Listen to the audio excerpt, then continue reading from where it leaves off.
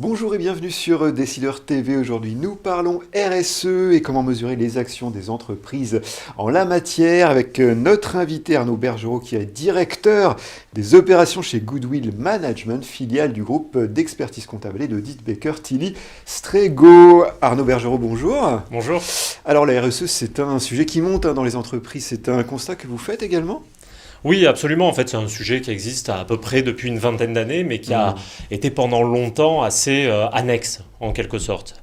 Mais là, face finalement à l'urgence climatique, l'opinion, les consommateurs, les citoyens et les entreprises aussi accélèrent. Finalement, on voit que c'est même une accélération qui a été accentuée par le contexte sanitaire actuel. Ouais, En fait, les entreprises et les dirigeants sont en train de changer de paradigme et de vouloir passer d'une RSE où on raconte à une RSE où on compte. Et donc finalement passer de la communication à la mesure et enfin à l'action. Alors justement, vous parlez de compter. Un problème lié à la RSE, c'est notamment comment mesurer les actions des entreprises en la matière. Et chez Baker Tilly Strego, vous proposez précisément une méthode de mesure de la triple empreinte. Pouvez-vous nous expliquer cela ? Oui, tout à fait. Donc, si on repart finalement de qu'est-ce que c'est la comptabilité ? La comptabilité, elle a pour objectif de rendre compte de l'activité de l'entreprise. Sur le côté économique, financier, elle le fait parfaitement et depuis bien longtemps. Mais quand on s'intéresse aux volets sociaux et environnementaux, on voit qu'il y a quand même des lacunes, voire parfois il n'y a rien du tout. En partant de ce constat, on s'est dit qu'il fallait en quelque sorte compléter la comptabilité. Et donc, on a voulu développer cette triple empreinte pour regarder l'entreprise en 3 dimensions. Économique, social, environnemental. Ces 3 dimensions, en fait, on va regarder quel est l'impact direct de l'entreprise, quel est l'impact indirect à travers sa chaîne de fournisseurs et induit sur le territoire. Alors, sur la dimension économique, comment ça fonctionne plus précisément ? Alors, sur la dimension économique, numéro 1, on va regarder la valeur ajoutée. La valeur ajoutée, c'est quoi ? C'est finalement la contribution des entreprises au PIB. Bon, ça, la comptabilité le prend déjà en considération.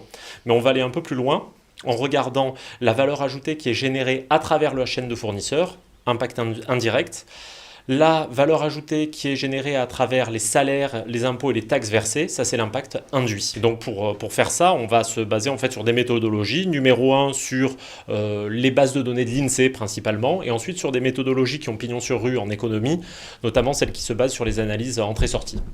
Et alors sur les aspects sociaux, comment ça fonctionne ? Sur le social, le premier réflexe quand on pense à l'entreprise sur l'impact social, c'est de se dire elle soutient de l'emploi finalement. Donc ça, c'est un impact positif et c'est vrai que c'est vraiment la première chose qui vient en tête.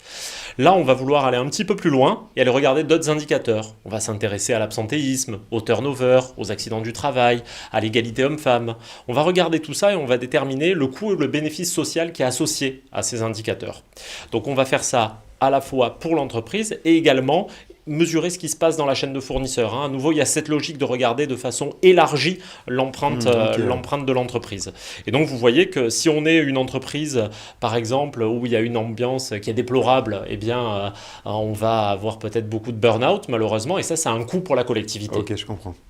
Et sur l'aspect environnemental, comment ça marche ?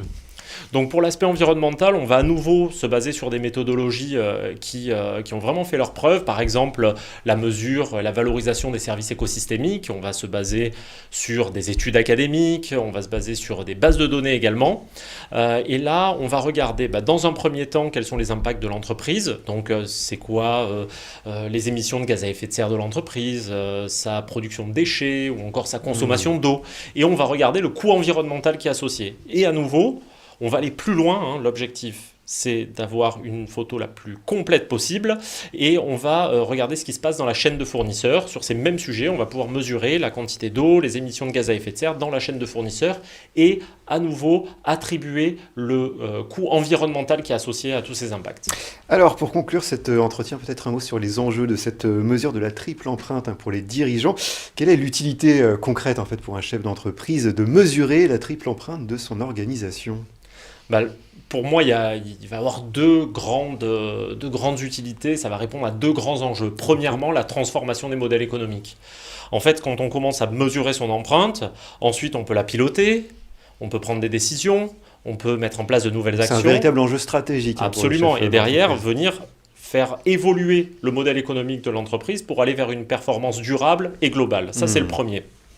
Le deuxième, qu'est-ce que c'est? C'est rendre compte. On disait tout à l'heure en introduction que la RSE change de paradigme et que la communication ne suffit plus.